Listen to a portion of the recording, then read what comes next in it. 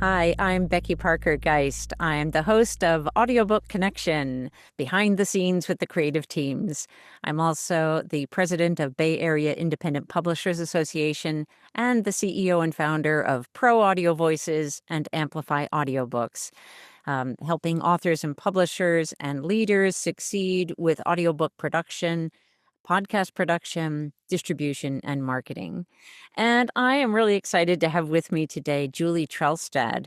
Julie she's spent 30 plus years guiding authors and publishers across every side of the industry. She's the former director of digital rights, New York City, acquisitions editor. Now she's head of US publishing at amlet.ai. And she's also an author mentor at the Authors Studio at paperbacksandpixels.com. So, Julie, welcome. Thank you, Becky. I want to let our listeners know just kind of how we connected, how we met. So, we met earlier this year at Book Camp 2025.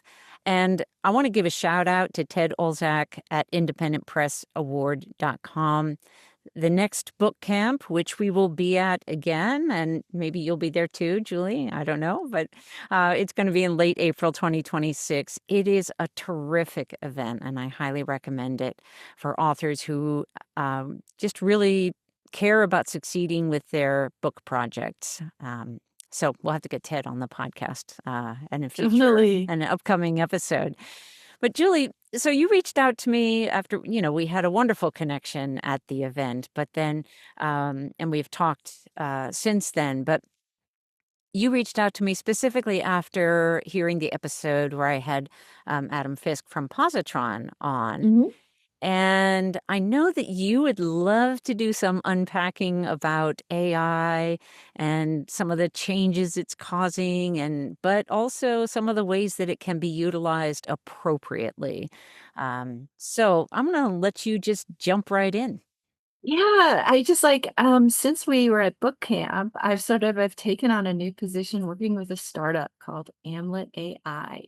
And Amlet AI is a couple of guys who I worked with in Europe who have been really thinking about the problem of how is AI going to affect publishing. Yeah.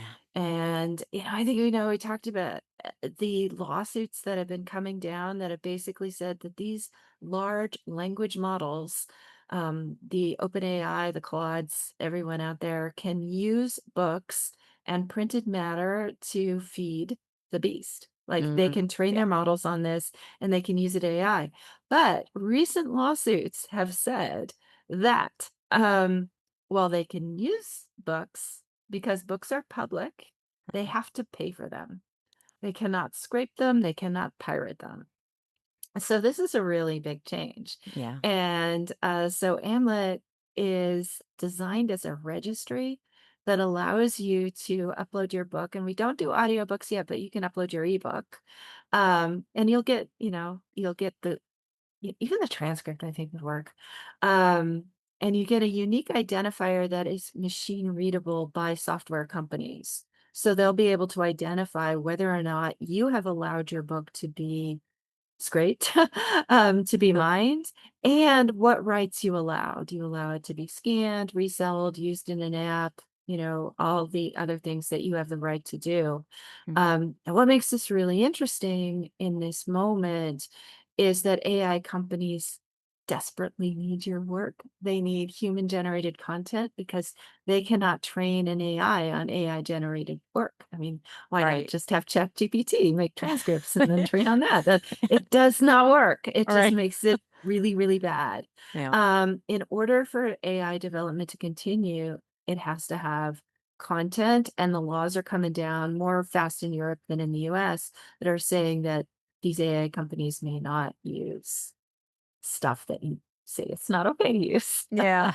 When you mentioned that, like not training on AI generated content, it just reminded me of a movie I hadn't thought of in a long time, but, and it's pretty silly. I can't remember the name of it, but it's where one clone gets like, you get the clone of the clone of the clone of the clone, and they're all living together in the garage, the apartment upstairs, the garage, trying to figure out at first it seemed cool, and then and then it wasn't so cool anymore. It's generally a bad idea. And there's a lot of really interesting. I've been learning as much as I can. Like I'm a book person, but learning as much as I can about AI.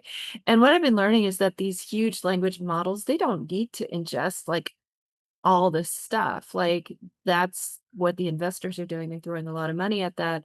But there are a lot of new people who are developing very specialized language models Hmm. around an industry. So like if you're an educational publisher, if you've written a textbook, or even if you've written like a very subject matter, maybe a gardening book, Hmm. there are developers who are looking for high quality content for their small model to develop something new. And I think what could be happening in the future is really interesting that your knowledge then can be part of a piece of software. Um, Interesting. and it So, doesn't have to be just like part of a garbage dump, you know? right, right. It right now it just feels like this massive amount of just it'll just scrapes anything, and you get all kinds of junk in the middle of all of that. It's not all gold by any stretch of the imagination. Lots of things that just aren't true at all. And yeah, it seems like there are so many problems Right. with. So like the old garbage in, garbage out problem, right? Yeah, Yeah. exactly. If Yeah, it's just like scraping the comments section on the news, like that's not news. That's not, right, it's not fact. It's not truthy. right, Um, right.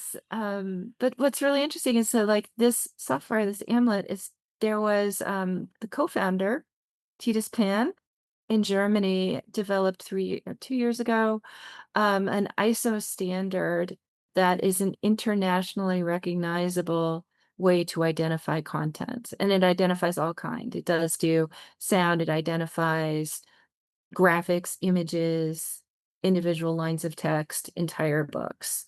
And so AMLA just takes this internationally recognized ISO standard. It's like a UPC or a barcode or an ISBN number, but very Oh, specifically for the digital age. huh. And AMLIT allows you to register that and also to notarize it and say, like, I wrote this, I wrote it this year, and I can make a legal claim on that.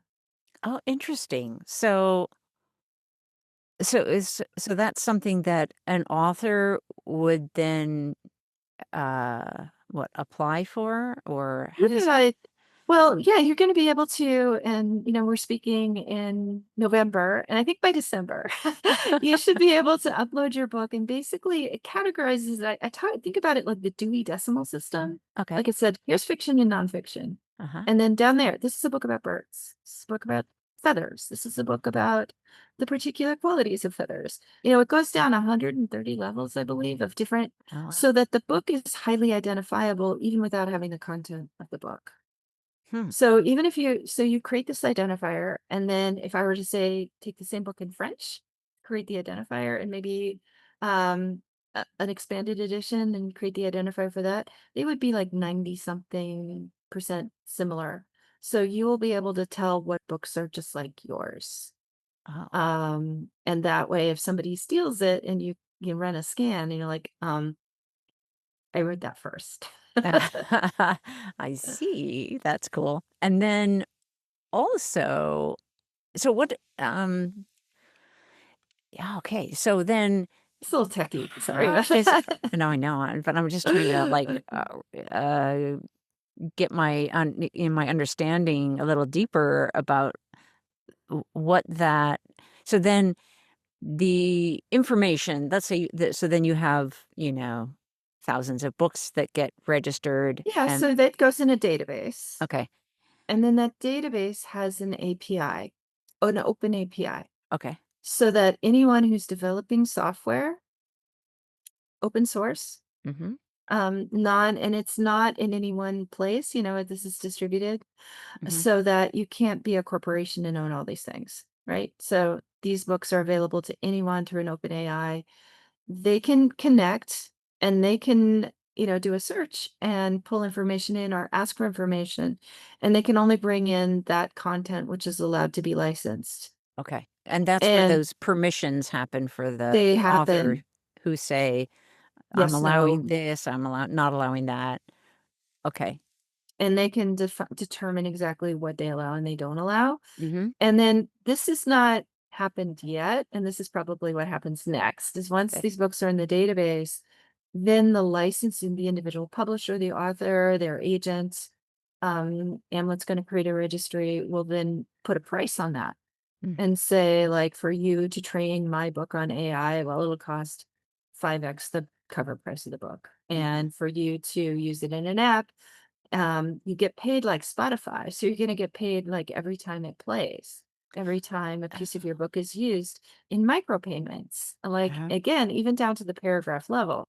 So if that paragraph is pulled from your book every time it's used, the Amlet identifier will be able to say, that was a use, you owe me a penny, or whatever it is you say it's going to be worth, Uh-huh. because it will be a marketplace where you can set your price. Interesting. So it sounds like you're creating a system that is in some ways similar to what we're doing with Amplify audiobooks in terms of like putting that control back in the hands of the creators. Is that right? Exactly. Yeah. And that's sort of Yes. like these founders. I worked with him at Streetlib before, which is an international book distribution company. And we've talked to Yeah. we chatted about that back We then. have. Yeah. But their whole MO is to create tools that empower individual creators. And whether that creator is an individual author or a small independent publisher, or even like a larger publisher, it gives you the tool to be able to directly sell your work. It's much more direct than Yeah. going through a distributor, than going through a layer of retailers. Right. Nice. And so will publishers be in that mix or Yeah, we've already signed on a couple hundred small publishers, oh great. and we've got a few large that are bringing in. It works a little differently. So instead of them uploading the book, we actually have a piece of software that they can use to create these identifiers without exposing the content at all of their books. Mm, So it just creates some licenses, and they will be able to choose to put their book, again, choose rights by book or by the whole catalog. mm. And we are currently onboarding publishers. Oh Yeah, we're, cool. we're doing it manually right now, but Yeah. yeah, Yeah. yeah. So but- the talk to us a little bit about what um that mapping structure that you're describing with all those different layers, down to the paragraph level. Like, is that an automated process in some Yes, way? that's Oh, that's what okay. this software does. So, like Okay. as I was saying, like you get this piece of Amlet software, Uh-huh. and like if you're a large publisher, you download the software, you put it on your server, and then you feed it the EPUBs generally, or a PDF at this point. Mm-hmm. EPUBs is the best format. And it actually, classifies the whole document, but in a much smaller file than the whole document. Uh-huh. It's metadata. It's a very smart metadata. Yeah. And figures out all the parts and pieces. So like we are offering like free registration. Anybody can put their books in the system for free. Uh-huh. But if you wanted the line by line, paragraph by paragraph, Uh-huh. and if you want it notarized, we're charging currently $29 a book to Mm, do that service, mm. which I think is totally worth it, because then you it's a little harder to do, but it allows you to be available for micropayments. And especially like if it was an illustrated book, Right. every single one of those illustrations would be coded, cataloged, and associated with that book, with that author, with that publisher. Right. Wow. Wow, that sounds amazing. And we've already signed on with Bowker, the ISBN agency, so we're going to be making a connection Oh, there as cool. well. Cool. So does that are you expecting that yeah, what do you have an idea of like what you'll be proposing in terms of that relationship? That's I would imagine it will be like they sell ISBNs to uh-huh. publishers. I should hope that they will be selling Amlet identifiers as well. But right now we're selling it directly. Yeah. But they're going to be a partner to resell it as well. Uh-huh. Wow. Julie, let's just take a short pause and we'll come right back and talk some more. Would you like to earn more from your audiobook sales? If you're an author with an audiobook, you may have noticed that royalties from Audible especially, and other platforms as well, are frankly kinda pathetically low, disappointingly low, and unfairly low considering what it cost you in effort and resources to create it. How is it the retailers are the ones making all the money off your work and investment? As someone who started in the audiobook industry in 1981, I've found it frustrating that authors keep getting shortchanged. The good news is that Pro Audio Voices just launched Amplify Audiobooks, a direct sale audiobook platform for authors that puts you back in the driver's seat. Earn 65% of the gross sales price that you set. Compare that to the percentage of the percentage that retailers give. Run promotions on schedule whenever you want. Create coupon codes. Build community with your customers since you'll know who they are and how to contact them. Work with a caring, responsive, supportive team to help you succeed all along the way. Get help with marketing. Get paid weekly. We're helping audiobook authors who are frustrated by painfully low royalties and the barriers that prevent them from managing their own products and customers. Amplify Audiobooks is a direct sale platform that enables authors to earn much higher royalties and have way more control. We're disrupting the audiobook industry by putting authors first. Get started today at proaudiovoices.app or go to proaudiovoices.com and click on the Distribution Amplify link. Join the movement. So I would love to hear just a little bit more about your journey in publishing. I always love to, just really get a feel for what what sparked, what inspired you to head into the publishing industry. When did that all start for you? It was an odd one. It was when I graduated with an undergraduate degree in architecture in the 80s. And Oh, um, interesting. I know I ended up working at an architecture magazine, which was fascinating. And in the first couple of years I was there, it's like, this is so much more fun than doing real architecture. I get to talk to architects. I get to like write about them and learn about their work and learn about all these different things. And so I went from there, from this magazine, to then ultimately working in books. And I ended up at this company called the Taunton Press, which was, they were a magazine publisher, did fine home building, fine home woodworking magazine. And I ended up publishing or editing and publishing a book called The Not So Big House.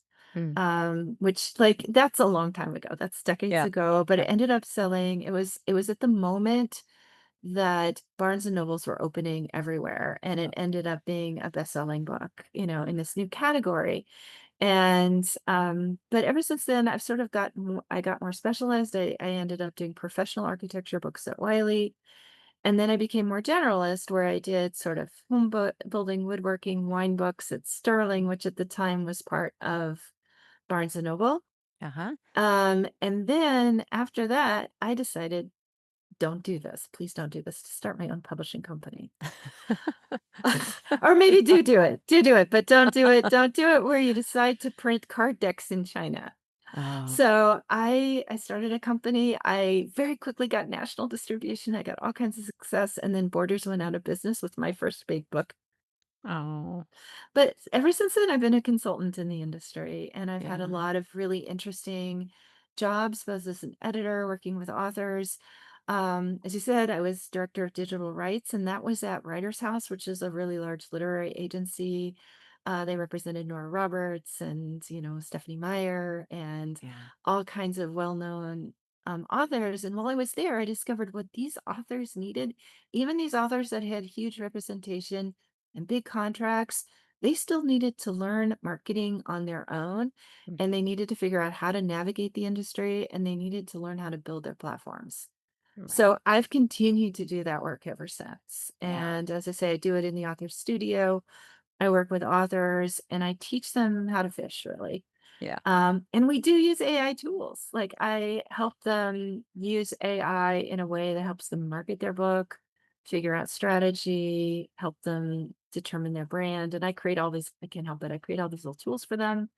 and mentor them in, I've certainly worked a few of them through the process of creating an audiobook.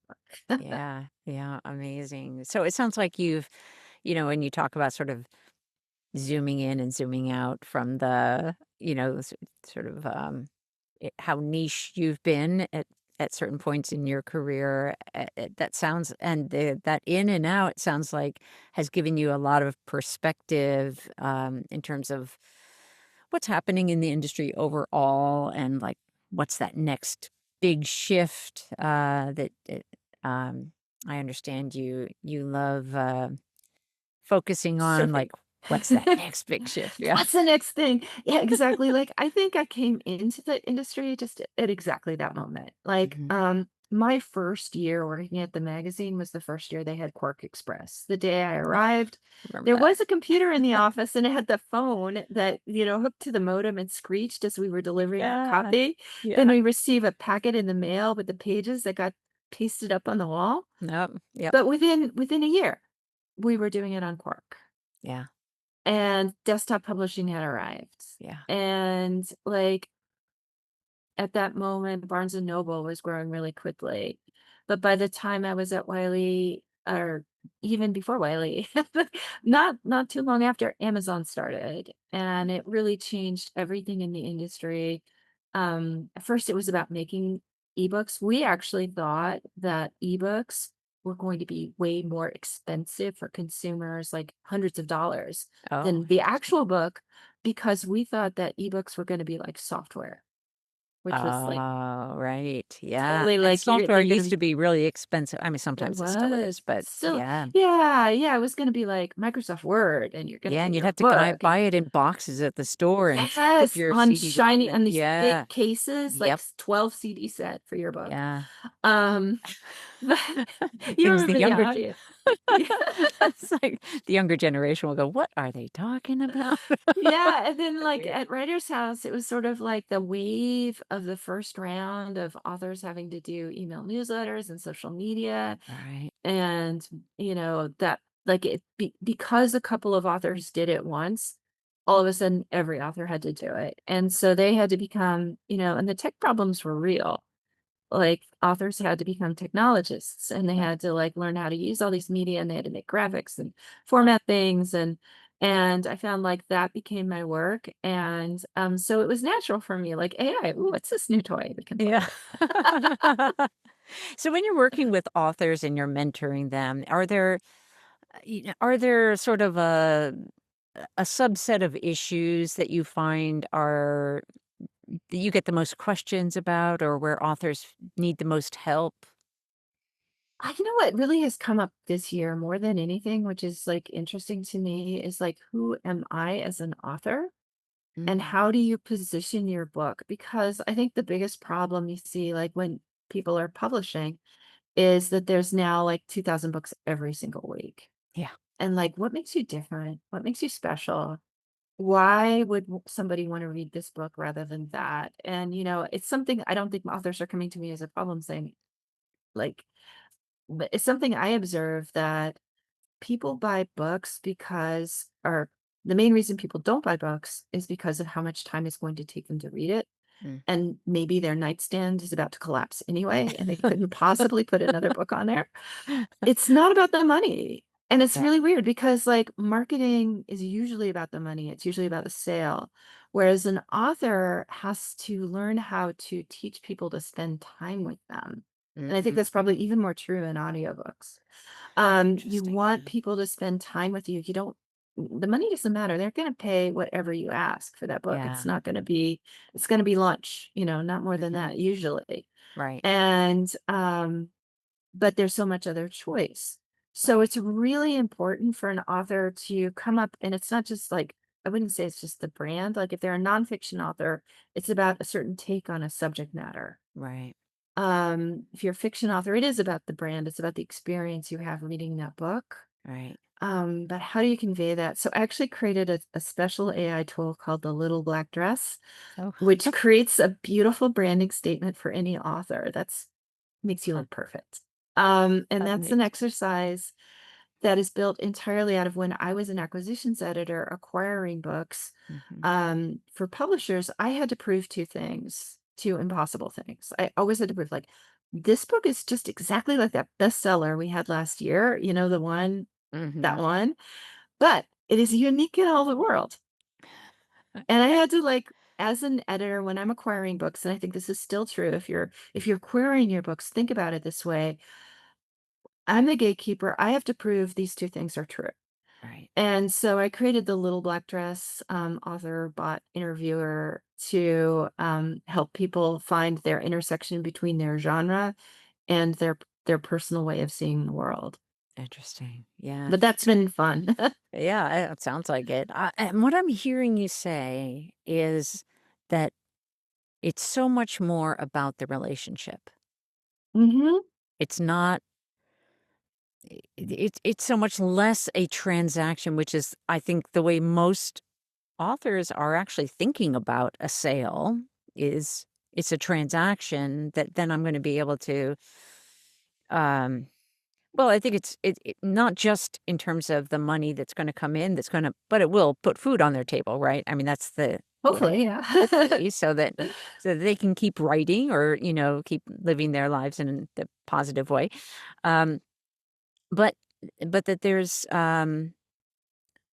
frankly, I think even more of the authors that I speak with, what they care about most is I really want to share this story. It's I want more people to, so, but it's about that relationship. That's what I'm hearing you. it's truly about that relationship between the author and the reader. And, like, also, if you're marketing your book, some of the smartest relationships you can develop are with other authors who Right, are also reaching the same group of readers. right. And so much of marketing advice generally is coming from product sales. Mm. And books just aren't. I mean, they are and they aren't. They're a funny little animal because they are, um, they're definitely underpriced. Like, I could say, Yeah, like, oh yeah, we yeah, should have made them a lot more expensive, right? But, like, the inflation has not kept up with the price of books. Books yeah, are truly very inexpensive, extremely yeah, inexpensive. Plus, you can get them at the library for free. yeah, But so the author's task is to say, "Hi, I'm a human being, and you want to have a relationship with me and my ideas." right. And it's that identity piece. I think that's hard. I mean, we talk in the studio, we do tactics. We talk about Instagram, TikTok, Mm-hmm. email newsletters, all that. But it's at the bottom of it, it's like it's identity, who you are and who your readers are, and Yeah, what it is you're putting out in the world. yeah.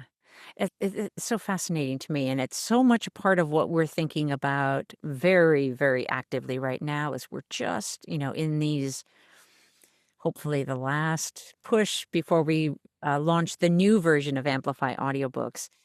Amplify Audiobooks already exists and has for the last couple of years, but we keep improving it. And so this next phase is all about those relationships. It's all about creating the tools and the platform where authors and their listeners and narrators can all be actively engaging with each other.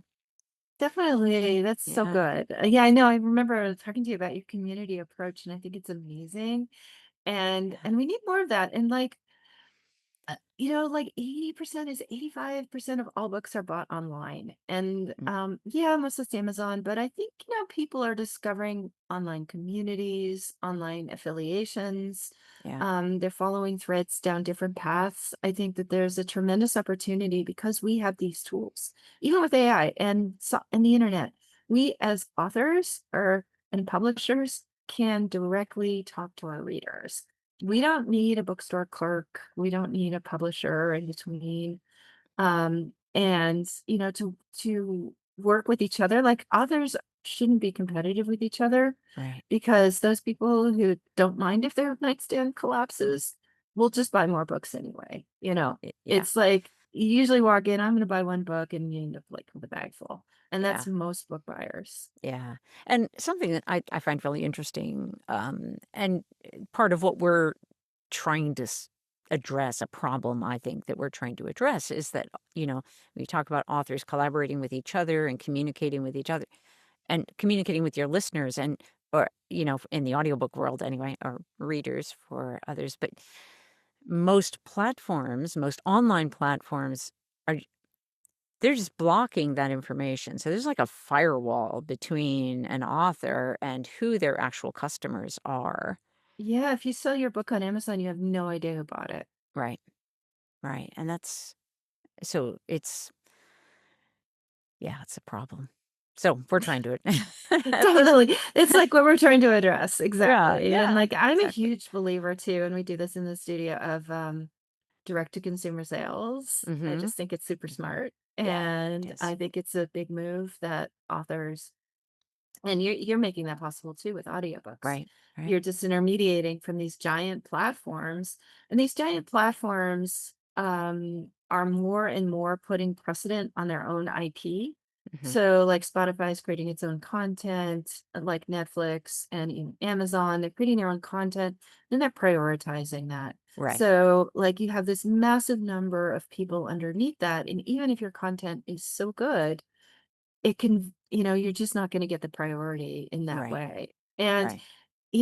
if you're only getting a margin, like even though you say self-publishing, you're making like 70%, actually, that's not true. Like all the stuff gets cut out of it, Yeah, right, and you're exactly. limited by what you can even sell it for, Yep. like by price fixing on these big Yep. platforms. That's right. So, you have an opportunity to create your own value, Yeah. and your own readers. And if you can charge and keep more of the money that you sell each book with, you don't need a ginormous audience to make a living. Exactly. Right. It's totally doable. Right. Yeah. Yeah, I mean, just the difference between Amplify and what an author would typically receive from a sale, the exact same sale on Amplify versus Audible, as an example, it's so dramatic. It's like 4, 2 to 4 times, depends, there's a lot of details. But yeah, it can be 4 times Or what 4 times per each book, and just sort of think yeah, about that. If you could sell a quarter of the number of books and make the same amount of money, wouldn't you wanna do that? right. And because we're already, like, sending out email newsletters and we're reaching people directly in social media, why not just link them over to you? But then Yeah. there's a trust issue, right? So, like, there are a lot of things in that soup Mhm. that need to be Yeah, addressed, but, I think that in the future, authors are gonna have more power over their own rights and where books are sold, and yeah, at least I hope they are, and there's more absolutely. dissemination from these big platforms. Yeah, yeah, I totally agree. Um, is there anything else that I didn't ask you about that you would just really love to share? I mean, I think I would love to go back to that idea about relationship. Yeah. And that is just something, like, it's something I'm developing a new program right now about reader relationships. And like I was talking to an author today, and she's just like, she hired somebody to do her social media, and she said, I can't stand what they did. It's just like, it's not me. It's just like I could never put that Oh, out. And I really want to sort of empower authors to develop relationships that are a lot more about, I mean, make social media social. It's not about posting. right. Post less, talk more, be more social. Mhm. Um, Figure out who your network really is. And it's so easy to figure out now using all these new tools. Yeah. Also trial and error, and just like, maybe this is kind of what social media used to be like, Mhm. before they're like post, post, post, post, post. Right, right. And look at all the new platforms, Blue Sky, Yeah, Substack, there's yeah, like all sorts of places to be. yeah, absolutely. Yeah, and then, also, I wanna go back for a moment to that notion that you said about spending time, where do and because as I think about what we're building with Amplify and that the it being a place where you can not only where you can listen to an audiobook, but you can also just pause it for a moment and write a reflection about it's like there's a Mm, built-in journal essentially in the I platform. love that. So you can keep those private or you can share them with the community, whatever, feels appropriate for each, individual reflection that you know. But then also, so that's a part of that, like taking time with the content and the community, but then also a lot of just the time to interact overall, that there are different, like audiobook clubs that meet in real time, for example. And Oh, listen together? How cool is that? well, Or do you they may or not no listen to, but oh, okay. to come together and and talk about what they have listened. Because I've actually tried that once, the listening together, in a senior community, like in a retirement community, just to Yeah. see. And it was when the technology was a little bit harder, Oh, and sure. these were pretty seniors, so it only worked for a few of them, but it was worth a try, Then we'd have the authors come in and meet with them, and so there That's were so some nice relationships that were built, but it wasn't a model that seemed like it was gonna work big picture. there were a lot of things we thought about interactivity that didn't really work, but these Yep, things that build community, I think really do. And like what you're describing is something that's been like a wonderful feature of the Wattpad communities, like these writing communities where people can help authors and comment on things. But yeah, this whole notion of time, time, it's really about spending time with a book is something that I've been using and perhaps overusing AI over the last year mm, and I've come to this conclusion about slowing down mm, because as somebody just like, I just made this realization that this AI is thinking and producing stuff way faster than I can keep up with. yeah, And I heard somebody talk about this idea of stepping away from the desk, getting your pen, writing on paper, yeah, reading a paper book, and how that might help with balance. mm, And I think the same is true. Like I have a habit, I like to listen to audiobooks for 30 minutes while I kind of tidy up the house before I go to bed. And it's just mhm, become such a nice ritual to like slow down, yeah, be in the moment. yeah, yeah, lovely. Julie, tell our listeners where they can find out more about what you're up to, and yeah, Yeah. where should they My website is Paperbacks and Pixels, big long paperback word and pixels.com. And there you can learn about the author studio as well as amlet.ai and have a chance you could sign up for either one or follow my blog or podcasts. Like great. I'm not running a podcast, I'm just on podcasts. And is it paperback singular or plural? Paperbacks, plural, like Okay. mini books and Mhm. mini pixels. And of Okay. course, it's the two formats. We've got Yeah. physical and digital Yeah. books. Well, I want to thank you so much for joining me. Again, this is Julie Trelstad, and I look forward to what's next for you. So we should definitely have you back on the show later. Yeah, thank you, Becky. So much All fun. right. Take care. Okay, take care.